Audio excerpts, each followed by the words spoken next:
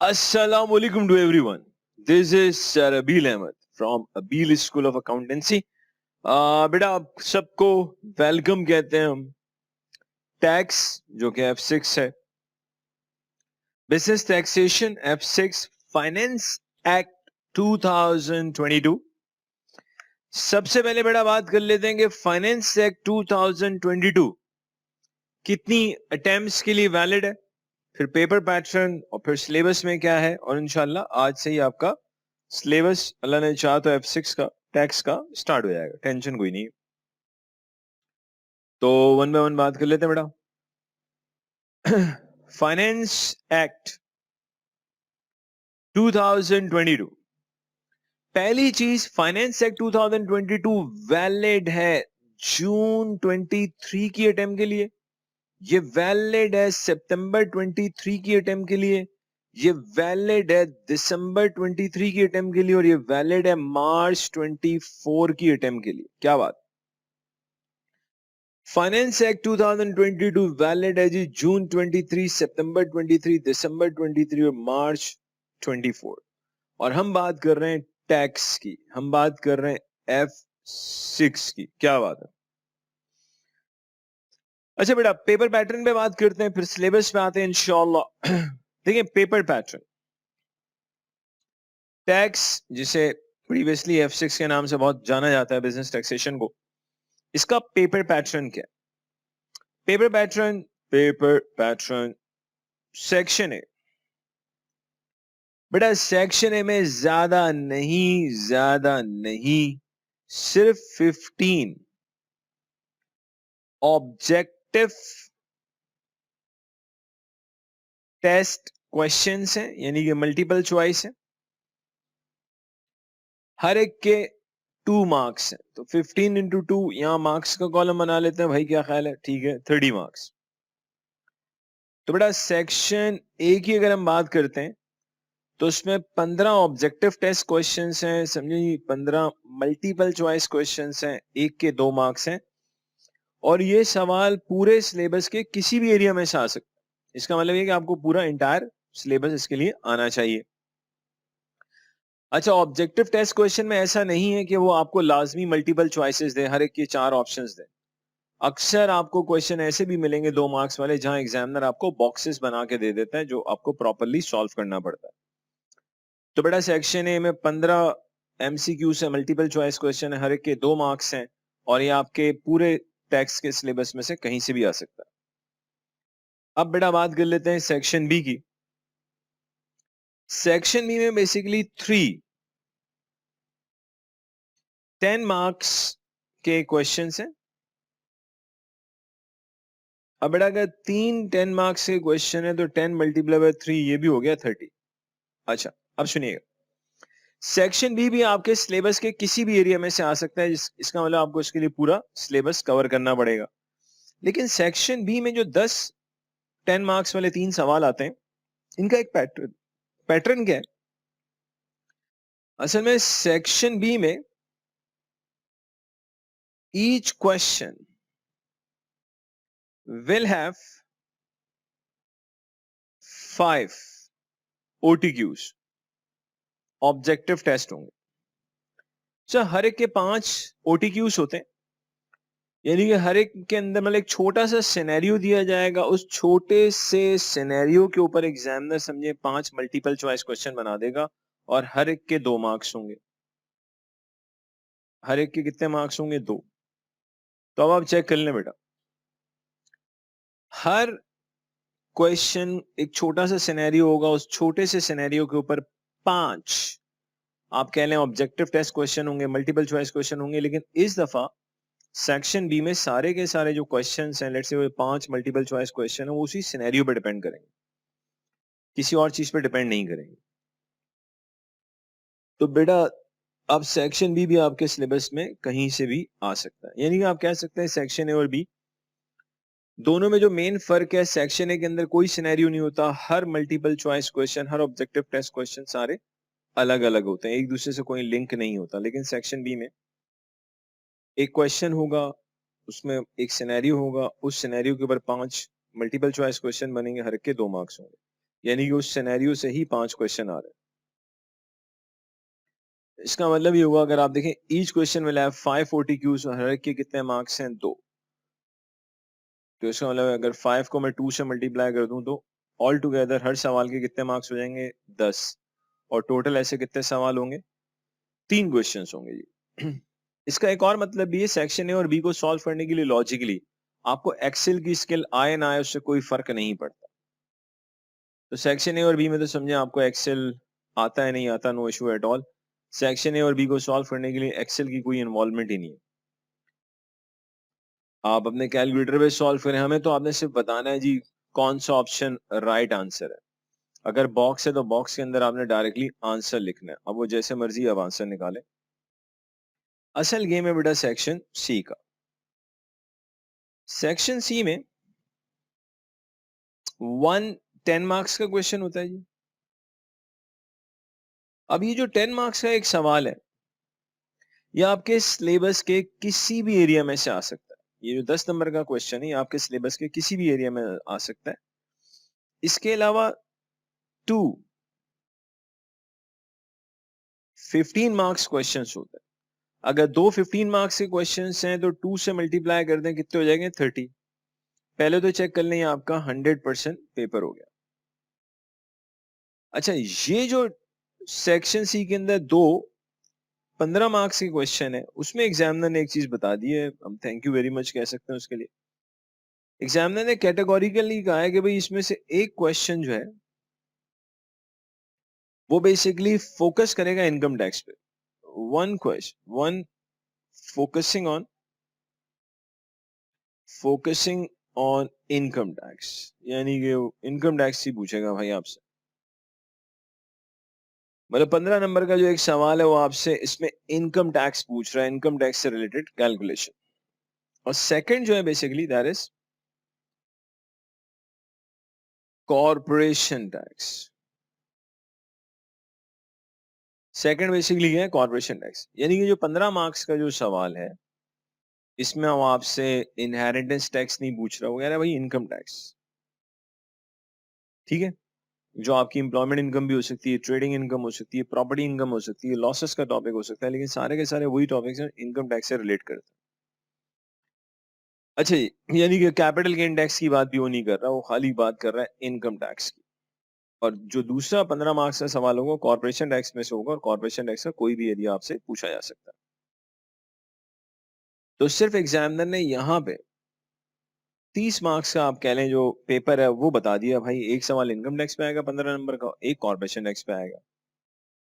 अब बेटा जरा बात कर लेते हैं कि टैक्स का जो सिलेबस है, F6 टैक्स का जो सिलेबस है, इसमें हमारे पास क्या क्या चीजें। असल में टैक्स के सिलेबस को मैं उसी सीक्वेंस से आपको इंशाल्लाह भी एक्सप्लेन करता हूँ जिस सीक्वेंस से मैं आपको पढ़ाऊंगा, और थ्रू आउट द सिलेबस किस तरह से हम चलेंगे, क्या क्या पढ़ेंगे, प्रैक्टिस क्या होगी, सब बताते हैं इंशाल्लाह आपको। पहले तो बेटा मैं टैक्स के पेपर को, F6 के पेपर को जो सिलेबस है इनफैक्ट उसको हम 5 बड़े हेड्स में डिवाइड कर देते हैं। मतलब इवन आपका एडवांस टैक्सेशन भी हो, हम उसको बेसिकली 5 बड़े हेड्स में ही डिवाइड करते हैं।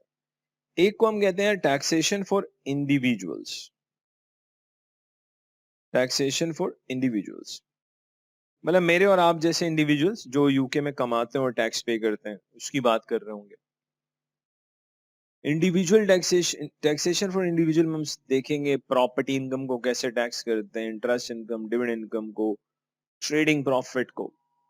अगर कोई पार्टनर है पार्टनरशिप फर्म में, वहां से उसको शेयर ऑफ प्रॉफिट मिल रहा है, तो इन सारी चीजों को टैक्स कैसे करते हैं इंडिविजुअल्स में सीखेंगे इंशाल्लाह। और ये चीजें कैलकुलेट कैसे करते हैं सब इंडिविजुअल्स में आप सीख रहे होंगे इंशाल्लाह। इंडिविजुअल के बाद हम आएंगे सीजीटी पे, कैपिटल गेन टैक्स पे, अगेन बड़ा एरिया। फिर हम इनहेरिटेंस टैक्स में आएंगे भाई, आईएसटी। फिर हम वैट पे आते हैं, वैल्यू एडेड टैक्स पे, और फाइनली इंशाल्लाह हम आएंगे कॉर्पोरेशन टैक्स पे। अच्छा, ऑब्वियसली जब हम इंडिविजुअल्स पढ़ेंगे तो इंडिविजुअल्स को पढ़ने के साथ साथ इंडिविजुअल की जो सेल्फ असेसमेंट है वो भी पढ़ेंगे इंशाल्लाह। एंड डेफिनेटली इंशाल्लाह जब हम कॉर्पोरेशन टैक्स पढ़ेंगे तो उस कॉर्पोरेशन टैक्स की जो सेल्फ असेसमेंट है उसको भी इंशाल्लाह हम पढ़ेंगे। गुड हो गया जी। पेपर पैटर्न बता दिया, पूरे सिलेबस के मेन हेड्स मैंने आपको बता दिए। अच्छा, अगली चीज, अगर हम टैक्स के पेपर की बात करें तो बेटा ऐसा कुछ भी नहीं है कि टैक्स के पेपर में सिर्फ कैलकुलेशन ही आती है।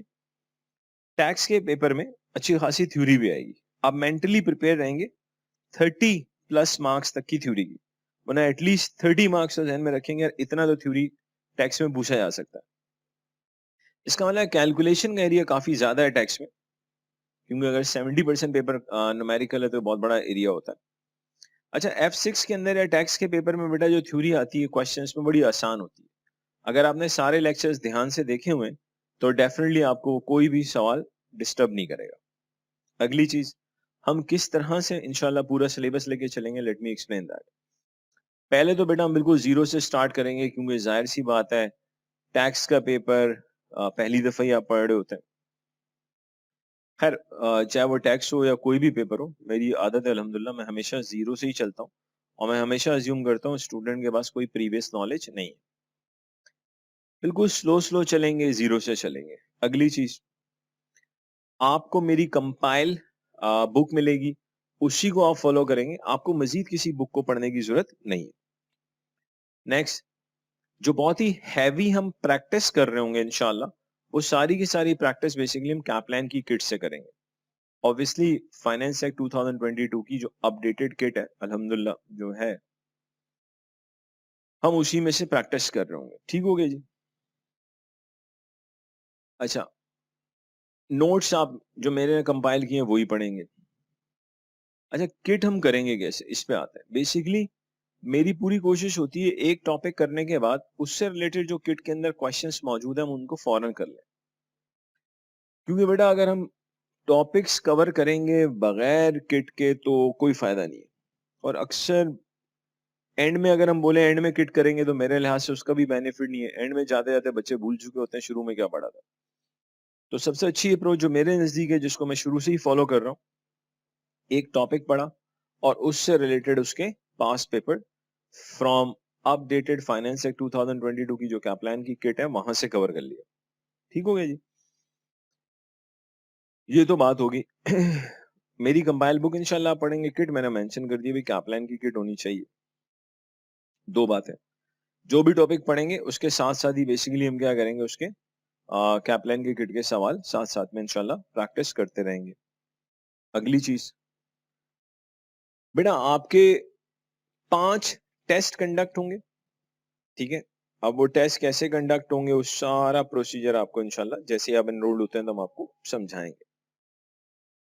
ठीक हो गया बेटा। इसके अलावा हम एक काम और भी करते हैं, व्हाट इज दैट, वीकली हम एक लाइव रिवीजन क्लास भी रखेंगे आपकी इंशाल्लाह। यानी कि वीकली आपको एक लाइव रिवीजन क्लास भी मिल रही होगी।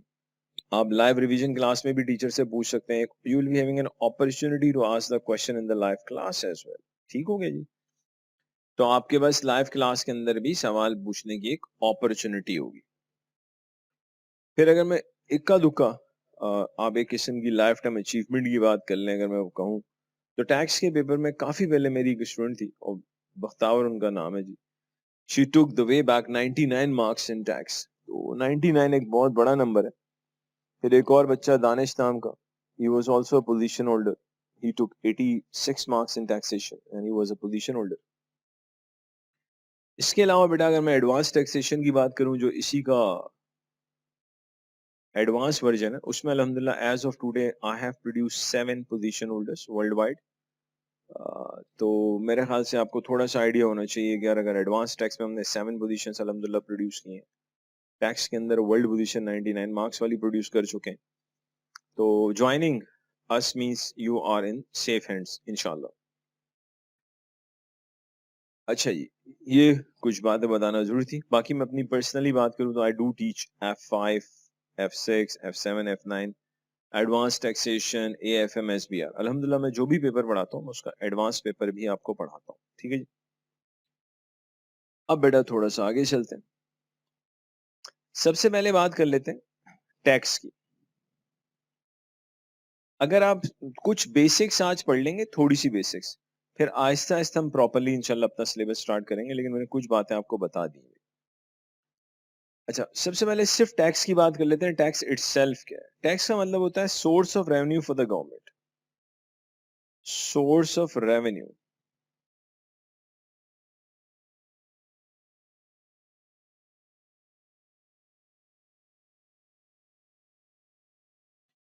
सर टैक्स का मतलब है source of revenue for the government. Government के लिए जो source of revenue that is tax.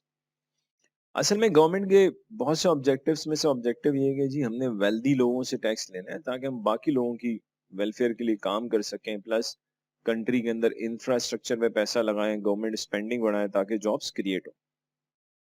तो वेल्दी लोगों से टैक्स लिया जाता है। हर एक से टैक्स नहीं लेते, उसी से लेते हैं जो अमीर होता है। अब यूके में किसको अमीर कहा जाता है, कौन वेल्दी है, उस पर भी बात होगी इंशाल्लाह। अगर मैं उसको यहीं पे क्लियर कर दूं, यूके में हर उस इंडिविजुअल को टैक्स पे करना है जिसकी इनकम पूरे टैक्स ईयर में, पूरे साल में 12570 से ज्यादा है। अगर किसी इंडिविजुअल की टोटल इनकम 12570 से कम है या 12570 के बराबर है, तो उस इंडिविजुअल को यूके में टैक्स पे नहीं करना। यानी कि पूरे साल में जो 12,570 जनरेट करता है, HMRC के मुताबिक समझो वो गरीब इंसान है, उसको टैक्स देने की जरूरत नहीं है। टैक्स वही देगा जो 12570 से ज्यादा अर्न करेगा। इस 12570 को हम पर्सनल अलाउंस कहते हैं। Personal allowance. तो आसान वर्डिंग्स में, जिसकी भी इनकम पर्सनल अलाउंस से ज्यादा है, उसको ओवर एंड अबव जो पर्सनल अलाउंस से ज्यादा अमाउंट है उस पर टैक्स पे करना। कैसे टैक्स पे करेंगे सीखेंगे इंशाल्लाह। फिलहाल के लिए इतना बताया, जो पूरे साल में 12570 से कम जनरेट करेगा वो यूके की टैक्स अथॉरिटीज के मुताबिक एक गरीब इंसान है। उसको बेसिकली आसान वर्डिंग्स में टैक्स देने की जरूरत नहीं है। अच्छा, ये अगली बात, यूके में इंडिविजुअल टैक्स कैसे पे करता है बेटा? यूके में इंडिविजुअल्स टैक्स पे करता है अकॉर्डिंग टू टैक्स ईयर या फिस्कल ईयर। सो इंडिविजुअल्स दे पे tax in UK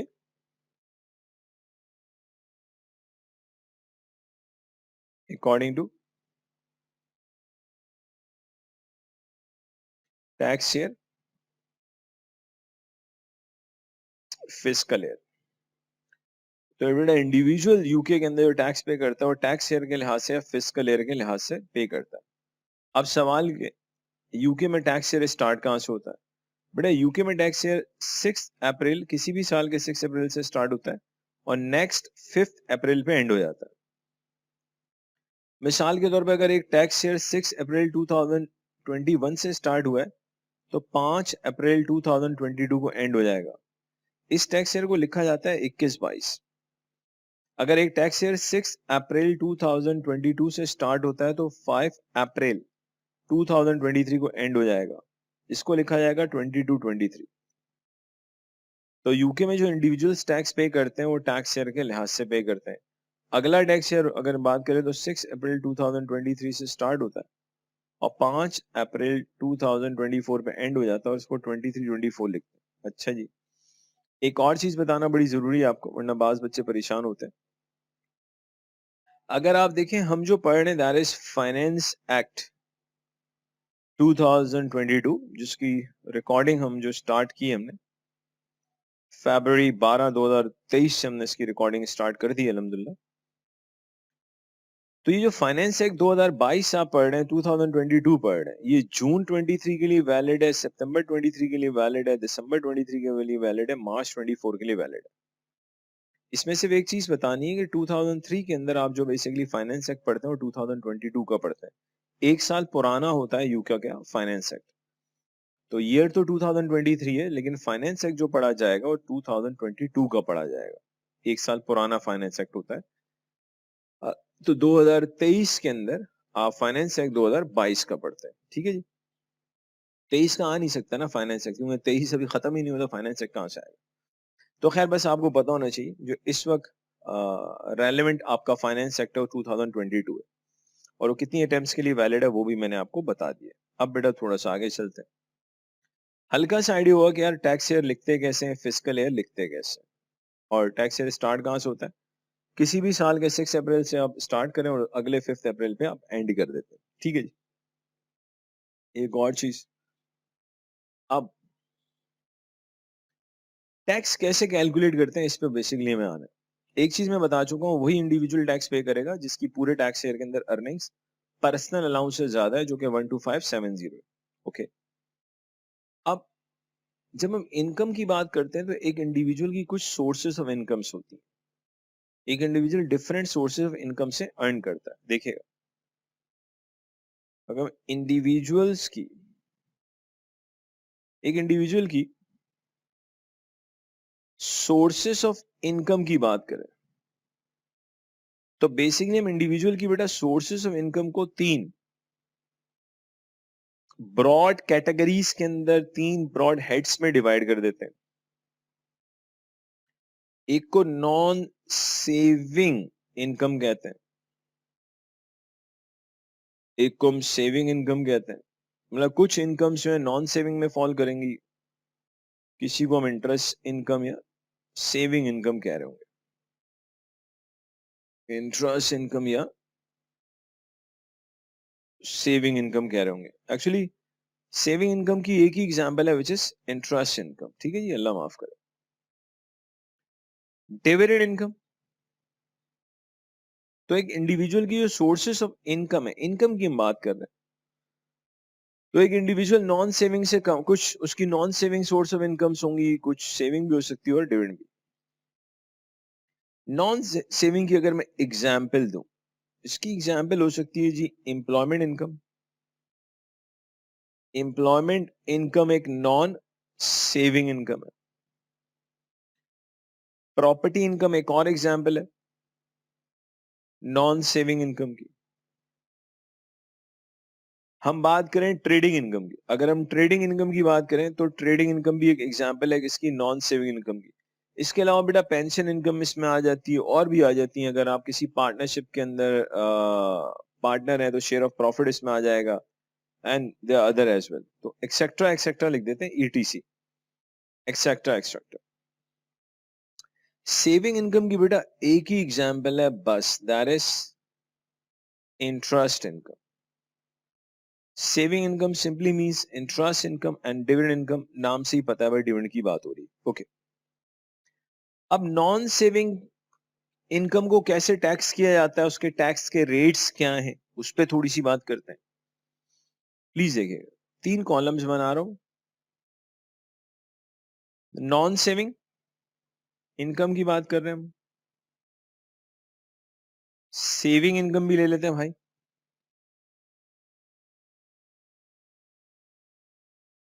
dividend income भी ले लेते हैं।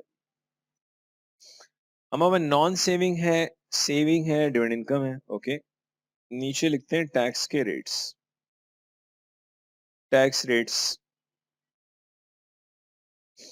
Tax rates. ओके, लिख दिया भाई टैक्स रेट्स। अब देखिए, अगर हम बेसिक रेट बैंड की बात करें, बीआरबी क्या है, बेसिक रेट बैंड। बेटा अगर हम बेसिक रेट बैंड की बात करें, अगर हम बेसिक रेट बैंड की बात करते हैं तो बेटा बेसिक रेट बैंड 1 पाउंड से स्टार्ट होता है और 37,700 पे एंड हो जाता है। टैक्स रेट बेटा यहां 20% है, यहां 20% है, और यहां की अगर मैं बात करूं तो बेटा यहां का जो रेट है, जस्ट अ मिनट, ये 8.75 है, और ये रेट्स एग्जाम में गिवन होता है। बेसिक रेट बैंड की लिमिट 1 पाउंड से स्टार्ट होती है, 37,700 पे एंड हो जाती है। नॉन सेविंग 20, सेविंग 20 और डिविडेंड इनकम 8.75 है। बेसिकली डिविडेंड इनकम के रेट्स में चेंज आया है, और पहले कुछ और था फाइनेंस एक्ट 2021 में, अब थोड़ा डिफरेंट है। सेकंड बैंड है higher rate band. Higher rate band में देखिएगा ये 1 पाउंड से स्टार्ट नहीं हो रहा है, 37,001 से स्टार्ट होता है और 1.50 में एंड हो जाता है। हायर रेट बैंड 37,001 से स्टार्ट होता है और 150 पे एंड हो जाता है। नॉन सेविंग में हायर रेट बैंड की जो लिमिट है 40% है और टैक्स रेट 40 है।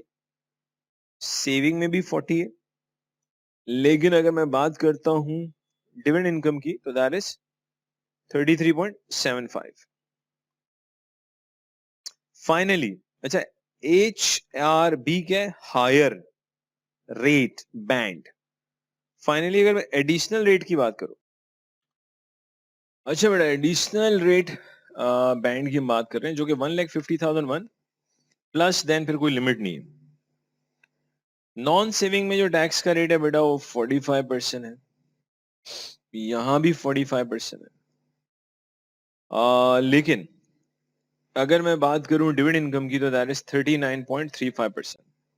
अच्छा बेटा ये टैक्स रेट्स एग्जाम में गिवन होते हैं लिमिट्स के साथ, लेकिन टू बी वेरी ऑनेस्ट जैसे जैसे आप आगे चलेंगे तो ये सारी चीजें आपको ऑटोमेटिकली याद हो जाएंगी।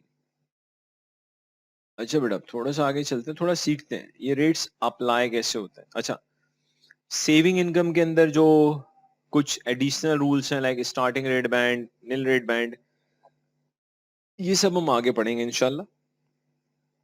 डिविडेंड इनकम के अंदर जो निल रेट बैंड है वो भी हम आगे पढ़ेंगे इंशाल्लाह। फिलहाल हम एक क्वेश्चन देखते हैं। चलिए एक छोटा सा सवाल देख लेते हैं। अज्यूमिंग एम्प्लॉयमेंट इनकम है भाई किसी की 90,000। जी बेटा एम्प्लॉयमेंट इनकम कितनी है? 90,000। रिक्वायरमेंट बड़ी सिंपल सी ले लेते हैं जी, हमें सिर्फ इनकम टैक्स पेबल निकालना है। एम्प्लॉयमेंट इनकम 90,000 और we need to calculate income tax payable. अब देखिए इनकम टैक्स पेबल कैसे आएगा। पहले तो हमें ऑब्वियसली ये पता होना चाहिए एम्प्लॉयमेंट इनकम एक नॉन सेविंग इनकम है, क्योंकि बेटा सेविंग इनकम मैं ऑलरेडी बता चुका हूं, उसका सिंपली एक ही मतलब है इंटरेस्ट इनकम, और डिविडेंड इनकम तो नाम से ही पता है डिविडेंड इनकम। अब एम्प्लॉयमेंट इनकम की अगर हम बात करते हैं जो कि ऑफ कोर्स एक नॉन सेविंग इनकम है, एम्प्लॉयमेंट इनकम जो कि एक नॉन सेविंग इनकम है, यहां मैंने एक नॉन सेविंग भी लिख दिया कॉलम में 90,000।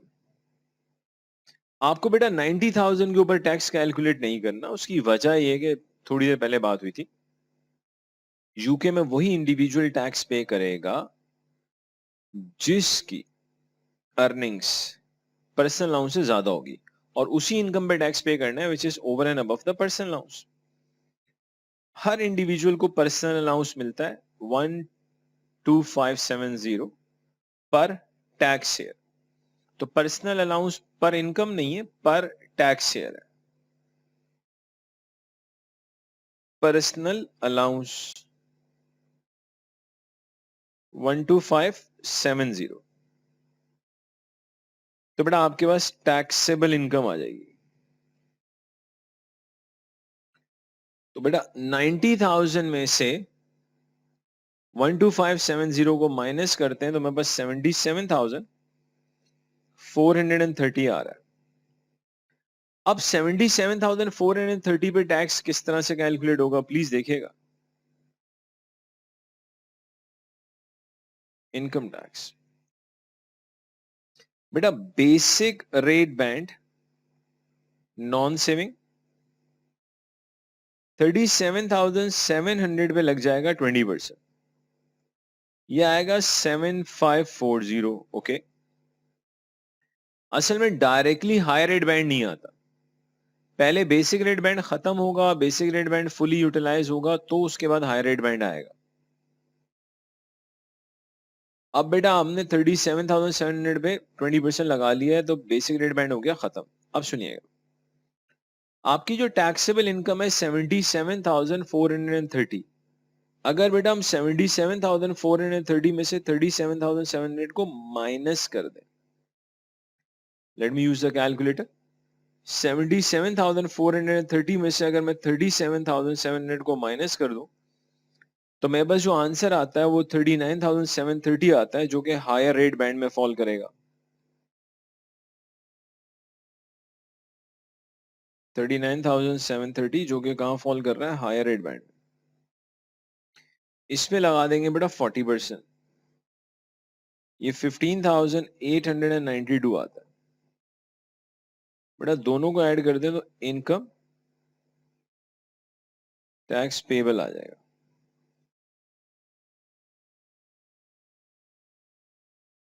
आंसर आ रहा है 23,432। तो डायरेक्टली हायर रेट बैंड नहीं आएगा, पहले बेसिक रेट बैंड खत्म होगा तो हायर रेट बैंड आएगा। एक और क्वेश्चन देखते हैं ताकि थोड़ा सा और आइडिया हो आपको। चलिए एम्प्लॉयमेंट इनकम इस दफा ले लेते हैं 70,000। रिक्वायरमेंट सेम है भाई, आपको इनकम टैक्स पेबल निकालना है। एम्प्लॉयमेंट इनकम 70,000 की, you need to calculate income tax payable. मैं चाहूंगा आप वीडियो को पॉज करें और आंसर कैलकुलेट करें और उसके बाद वीडियो को आप अनपॉज कर लें। और अनपॉज करने से पहले अगर आप YouTube पे देख रहे हैं लेक्चर तो YouTube पे अपना आंसर लिखें, फिर आप खुद बताएंगे वीडियो अनपॉज करने के बाद क्या आपका और मेरा आंसर सेम है या डिफरेंट है। और अगर कोई घर पे देख रहा है भाई, मतलब यूट्यूब पे नहीं देख रहा, मतलब यूट्यूब भी तो घर पे देखी जा सकती है, मतलब कोई पोर्टल पे देख रहा है, तो बेटा पॉज करें वीडियो को, अटेम्प्ट करें और फिर अनपॉज। ओके जी। एम्प्लॉयमेंट इनकम, बेटा एम्प्लॉयमेंट इनकम की अगर मैं बात करूं जो कि ऑफ कोर्स एक नॉन सेविंग इनकम है, इट इज 70,000। बेटा सबसे पहले 70 में से आप पर्सनल अलाउंस माइनस कर देंगे 12570।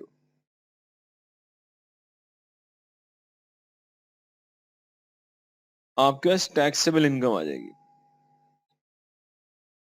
आप 70,000 में से 12570 को माइनस कर देंगे, आपके पास टैक्सेबल इनकम आ जाएगी 57,430। आपके पास टैक्सेबल इनकम आ जाएगी 57,430 की। ओके, अब बेटा इनकम टैक्स निकालना।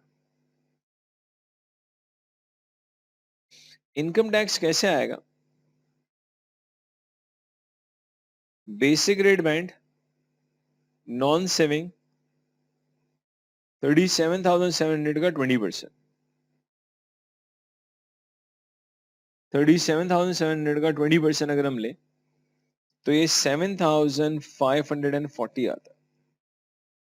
अगर हम 37,700 का 20% लें तो ये 7,540 आता है। ओके, अब सुनिएगा, आपकी जो टैक्सेबल इनकम है 57,430। बेटा 57,430 में से आप 37,700 को माइनस करेंगे, अब जो अमाउंट आएगा वो हायर रेट बैंड में फॉल करेगा। अब जो अमाउंट आएगा वो हायर रेट बैंड में बेसिकली फॉल करेगा। तो बेटा जरा देख लेते हैं, 57,430 में से 37,700 को अगर माइनस किया जाए तो हमारे पास आता है 19,730। 57,430 में से अगर हम 37,700 को माइनस करें तो हमारे पास 19,730 आता है। इसका ले लेंगे 40%, इसका ले लेंगे 40%, तो ये आता है 7,892। इन दोनों को ऐड कर दें तो आपके पास इनकम टैक्स पेबल आ जाएगा।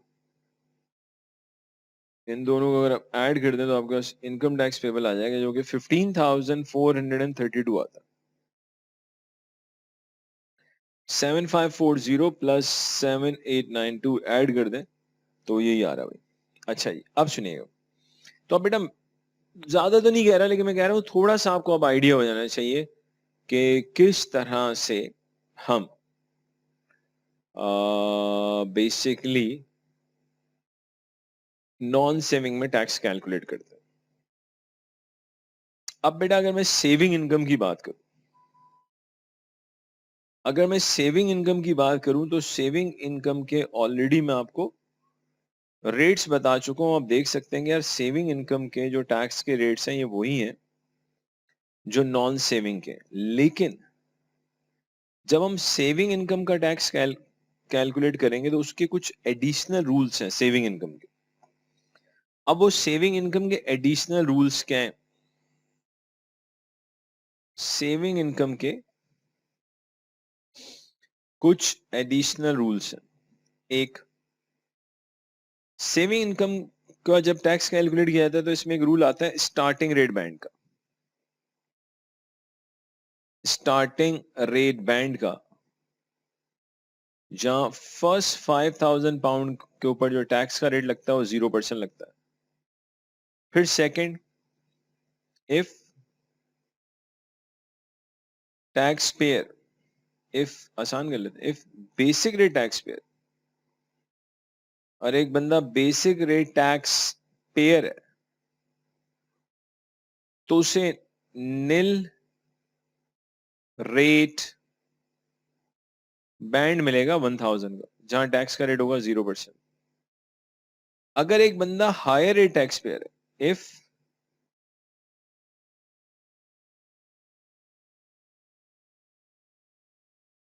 Higher rate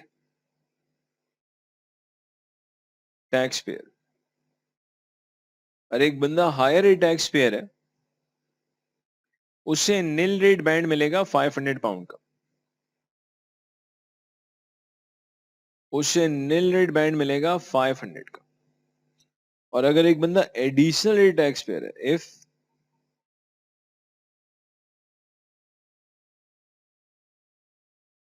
additional rate tax pair, अगर कोई बेटा एडिशनल रेट टैक्स पेयर है तो प्लीज देखिएगा, no nil rate band in saving income. ठीक है जी। अब जाहिर सी बात है आप ये चीज सोच रहे होंगे कि सर ये स्टार्टिंग रेट बैंड का कॉन्सेप्ट कैसे अप्लाई होगा, निल रेट बैंड कैसे अप्लाई होगा, ये सब तो बेटा हम अगली वीडियो में इंशाल्लाह देखेंगे, टेंशन ना लें। एक दो चीजें और बताना चाहता हूं, जरूरी है बेटा। हमारा एक लेक्चर ऑन एवरेज 40 से 45 मिनट्स का होगा, क्योंकि मैं बहुत लॉन्ग लेक्चर्स पे बिलीव नहीं करता। मेरे नजदीक अगर स्क्रीन टाइम 1.5-2 घंटे अगर एक लेक्चर का हो तो बच्चा अपना इंटरेस्ट लूज कर जाता है। 1.5-2 घंटे के लेक्चर के साथ अजीब सलूक किया जाता है देखने के लिए। बच्चा अक्सर उस लेक्चर को आधा घंटा देखता है, पॉज करता है, फिर ब्रेक लेता है, फिर अनपॉज करता है। बहुत कम बच्चे होते हैं जो एक ही वक्त में 2 घंटे स्क्रीन के सामने बैठ के लेक्चर्स देखते हैं। जाहिर सी बात है, हम लोग को अल्लाह माफ करे, शाहरुख खान, आमिर खान इस तरह के लोग तो है नहीं, अल्लाह माफ करे, कि लोग हमें 3-3 घंटे सुनते ही रहेंगे। पॉसिबल नहीं है ना भाई, उनको सुनना अजाब बन जाता है। तो पॉइंट ये मेरे भाई के, इसलिए जो हमारा मानना है, मेरा मानना है, over the having mashallah such a great experience of even more than 20 years alhamdulillah in teaching up, तो शायद बेटा आपकी इतनी एज ना हो जितनी हमारी, हमारा तजर्बा है अल्हम्दुलिल्लाह। तो मुझे लगता है यार 40 से 45 मिनट्स का टाइम एक प्री रिकॉर्ड लेक्चर का बड़ा आइडियल टाइम है, इससे ज़्यादा नहीं होना चाहिए। तो सारे के सारे जो लेक्चर्स होंगे वो इसी रेंज में होंगे, 40 से 45 मिनट्स। स्टाइल का आइडिया हो गया होगा आपको इस लेक्चर के अंदर। बिल्कुल बेसिक से शुरू करेंगे, स्लोली एंड ग्रेजुअली हम आगे चलते रहेंगे। बाकी हमारा एक व्हाट्सएप का ग्रुप होता है, व्हाट्सएप के ग्रुप पे सवाल पूछ सकते हैं इनरोल्ड होने के बाद ऑब्वियसली, और आप प्राइवेटली भी इनरोल्ड होने के बाद सवाल पूछ सकते हैं, उसका मसला कोई नहीं। तो लेक्चर का भी बता दिया, एक लेक्चर ऑन एवरेज कितने मिनट्स का होगा सारा मैंने आपको बता दिया भाई। प्लस जब आप ज्वाइन करते हैं तो हम आपको प्रॉपरली गाइड करते हैं यार कब तक आपने सारे लेक्चर्स देख लेने चाहिए, आपके लिए डेडलाइन क्या होनी चाहिए। फिर 5 टेस्ट आपके कैसे कंडक्ट होते हैं उसका एक प्रॉपर तरीका आपको बताया जाता है, लेकिन अगेन इनरोल्ड होने के बाद। मॉक आपका F6 में होता है, प्रॉपर एक मॉक कब कंडक्ट होता है उसका क्या तरीका है, वो भी इनरोल्ड होने के बाद आपको बताया जाता है। लेकिन to be very honest, pre record lectures जिसमें एक बहुत ही बड़ा लेवल आप कह लें कैपलाइन किट का हम कवर करते हैं अल्हम्दुलिल्लाह, plus weekly live revision class, plus 5 test, एक अदद मॉक, तो ये बड़ा कॉम्प्रिहेंसिव पैकेज है। ये सब अगर आप कर लेते हैं तो बड़े आराम से आप पहली अटेम्प्ट में इंशाल्लाह पेपर निकाल लेते हैं।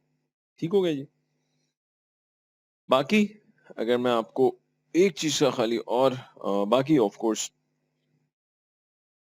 अगर मैंने पहले भी बताया, दोबारा अगर थोड़ा सा यहाँ बता देता हूँ आपको कि जो मैं पर्सनली पेपर्स अल्हम्दुलिल्लाह पढ़ा रहा होता हूँ, आपका टीचर अल्हम्दुलिल्लाह F5 पढ़ाते हैं जी। F5 में भी अल्हम्दुलिल्लाह हम पोजीशन होल्डर प्रोड्यूस कर चुके हैं।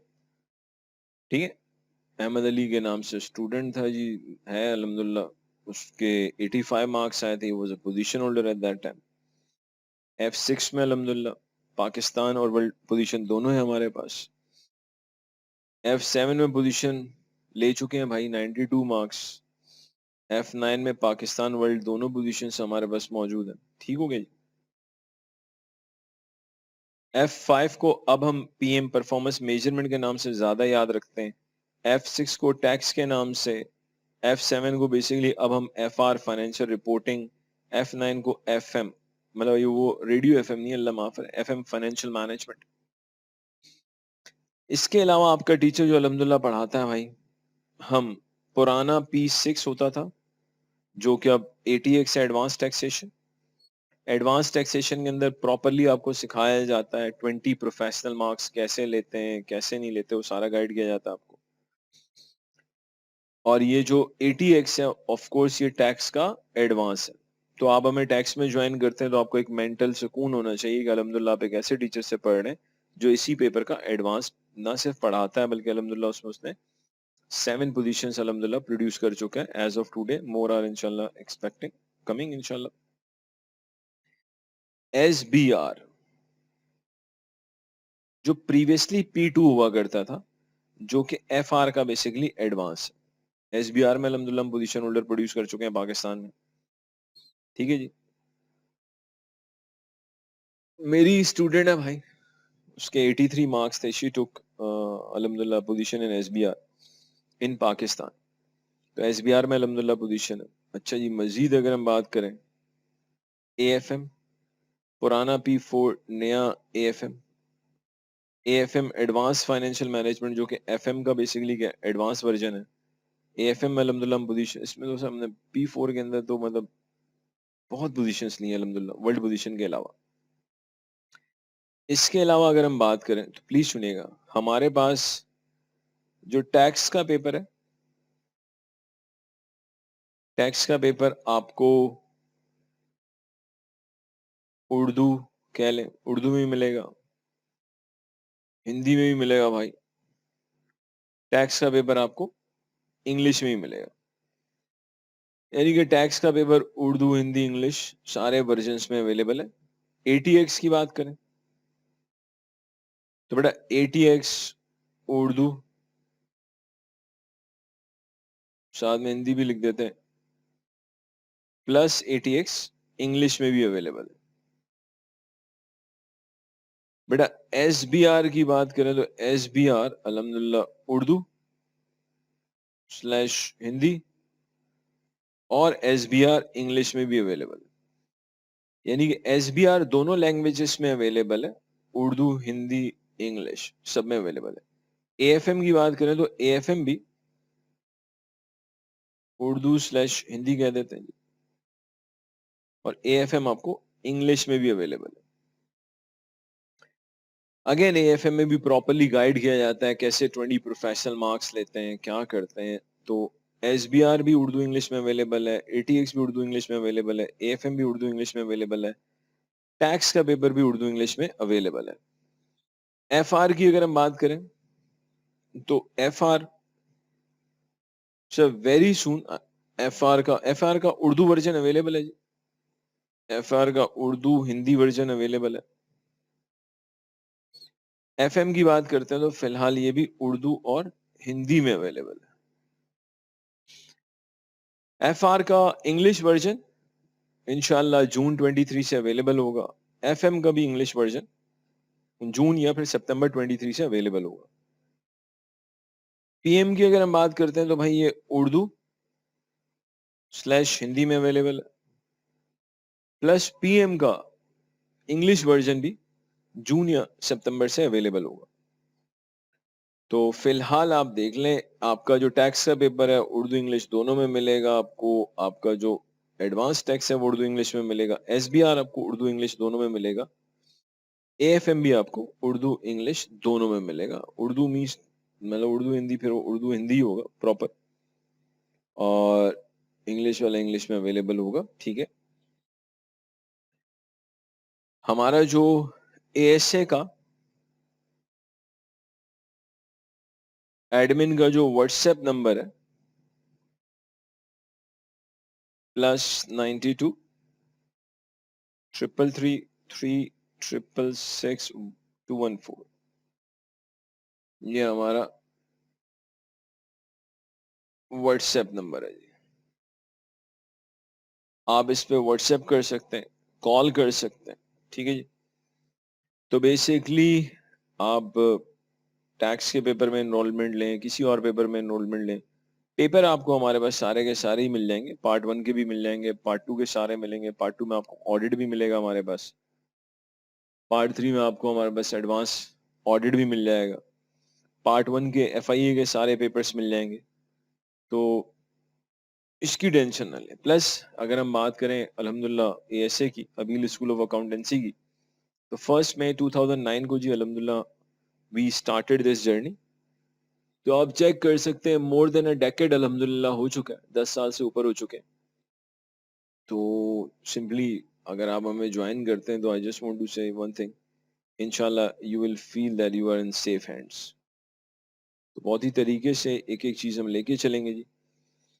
तो ऑलमोस्ट ही मैंने सारी की सारी बातें जो मुझे बतानी थी मैंने आपको बता दी हैं। नेक्स्ट क्लास में जी अल्लाह ने चाहा तो हम ये सेविंग इनकम के जो रूल्स हैं, स्टार्टिंग रेट बैंड, निल रेट बैंड, और ये सारी जो चीजें यहाँ से इंशाल्लाह स्टार्ट करेंगे। ठीक हो गया जी। तो simply thank you very much जी लेक्चर देखने के लिए, और बस यही कहेंगे, हैव अ नाइस लाइफ। अस्सलाम वालेकुम।